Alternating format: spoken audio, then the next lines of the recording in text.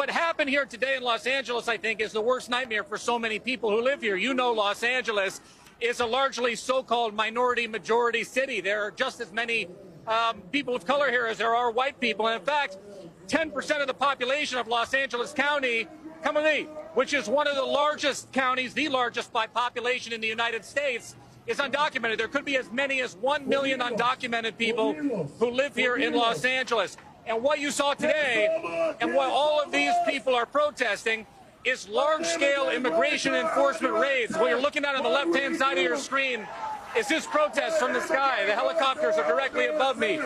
You saw, I'm sorry for the noise, but you saw tactical officers on things like Bearcat vehicles, flashbang grenades on the city streets of Los Angeles, which largely felt like, as some people described in local media, that the military was on the streets of Los Angeles.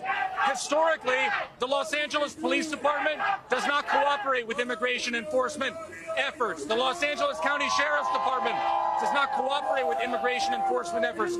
But when you have got ICE in Los Angeles showing up reportedly at Home Depot, where many undocumented people go to get work as day laborers, you know the National Day Laborer Organizing Network well. Many of those people responded in the wake of the fires here in Los Angeles. When you've got ICE showing up outside of places like schools, it quite literally is striking fear into the heart of people all throughout this community. And it is, I think it's fair to say, the worst fear of so many people here who live in Los Angeles and who have heard President Trump threaten that they would do this. But when this day comes on a Friday morning that stretches into a Friday afternoon, people in Los Angeles are mobilizing and they are very upset. You're a fucking loser!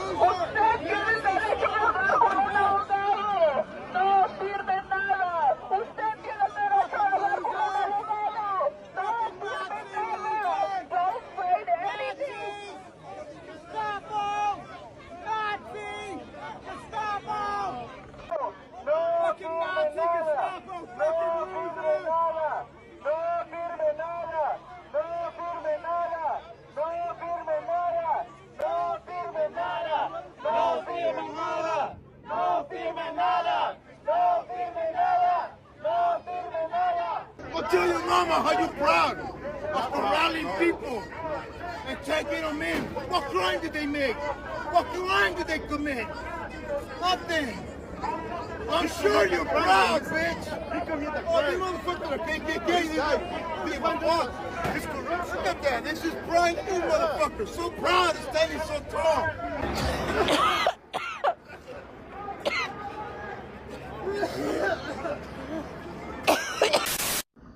Hey everyone, I'm here getting out of work and I'm just looking at all the chaos that happened here in LA.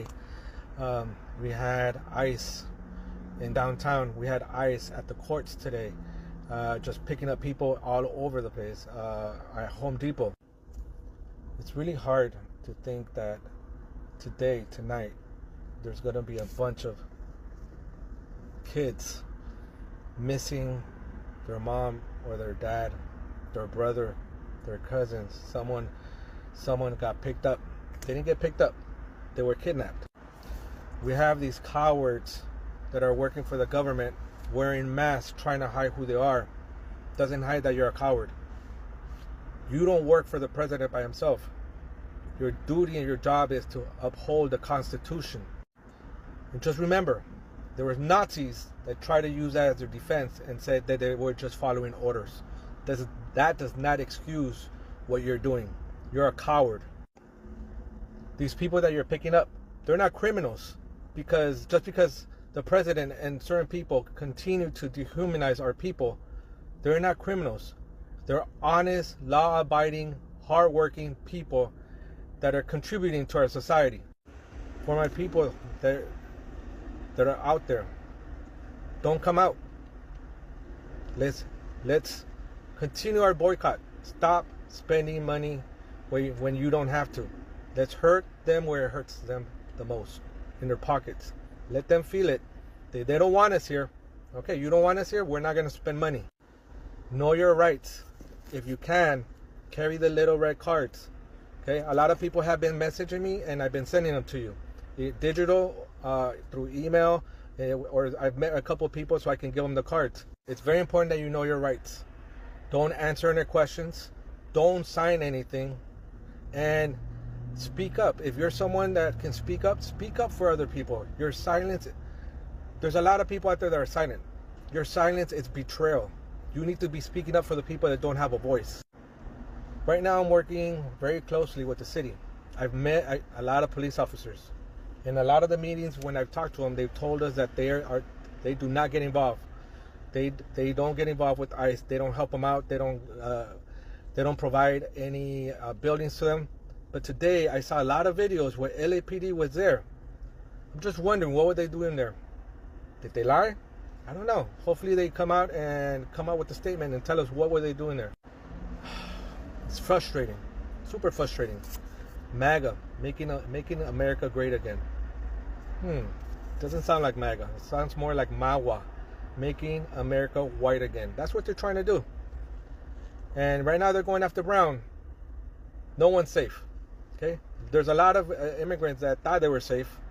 They voted for him, and there's certain groups that now they're feeling the pain.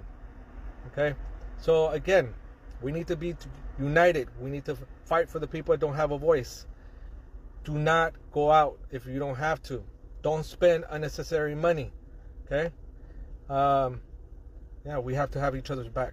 Sad moments we're living right now. How can you lack so much compassion? What if your mom, your dad, was immediately just taken from you as a white person, as a black person, as anyone? How can you just accept that? This is not, fuck, bro. This is so unreal, and how can people just lack compassion? How? Why can't you just imagine yourself just waking up one day with your family not there anymore? So LA businesses are getting raided by ICE, or some people that are wearing stuff that says ICE on it with their faces all covered up. People are getting ran over. Shots are being literally fired, literally. And this is supposed to be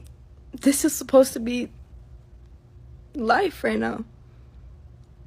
We're not going to get treated like humans because they don't see us like humans. They lack compassion. How can you lack compassion? How? I understand that you're trying to get criminals out. Why are you going to workplaces where people are just trying to work? That doesn't make sense. He has no right. You guys are fucking stupid.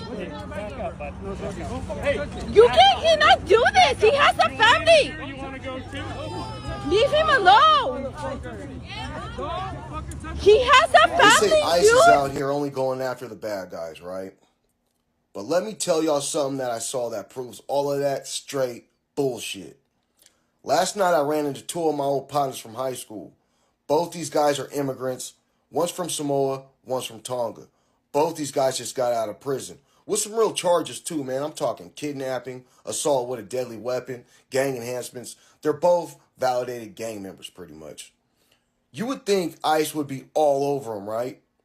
No, y'all. They are actually walking free. ICE ain't knocking on no parole offices. They're not camping outside of jails. They're not at your local prison. They're not at your local probation department. You know where they're at? Construction sites, farmlands, restaurants, places where only hard-working immigrants are. Hello there, you guys. Yes, Torrance Elementary is winding down for the school year. Many students getting their final grades and their summer reading lists. That is, except for one fourth grader. The PTA president says that he went with his father last Thursday down to Texas for a hearing on their immigration status. And then after that hearing, they were separated and detained. No doubt a very scary situation for a little boy. I was one of the translators in there because I speak English, Portuguese, and Spanish, and they would come in there with their papers, and they would say, "Can you translate this for me? Because I don't want to sign something and get deported." And a lot of those papers, I would have to look back at them and be like you're being deported, like they're taking you out of the country. These people have families, man. Like they have kids to go home to. They had me in handcuffs. Sometimes our lunch and dinner would be crackers. You sleep on concrete floors. I have to use the bathroom in the open with like 35-year-old men. We don't get to see the daylight. Supposedly, we're supposed to stay there for under 72 hours. Like I said, I stayed there for 6 days. Do you guys know how lucky you are if you don't, like, if your family doesn't have to worry about, like, getting deported and stuff? Because, like, I just think about my mom and my parents, like, they're out working and they can't stop working, but they're, like, literally living in fear and seeing all these fucking raids happening in downtown where the people just went to work and now they're not going home. They're gonna go to, like, detention centers and, like, you know, like, it just fucking sucks. And it was never about deporting criminals. It was always about racism. And for the Latinos that don't understand this, that are like, well, I did it right. Well, my family did it right. It doesn't matter. They don't like you. You will never be one of them. Right now, you are useful and beneficial. But once they no longer need you, they're coming for you. They're coming right now after citizens. They're coming after children. They're coming after people who have a status and are going to immigration court. They're breaking every single law, and they are doing it without due process. They are just deporting people. If you look a certain way, if you have a certain tattoo that they think might or might not, you're out. You're out. If they could deport me, they would.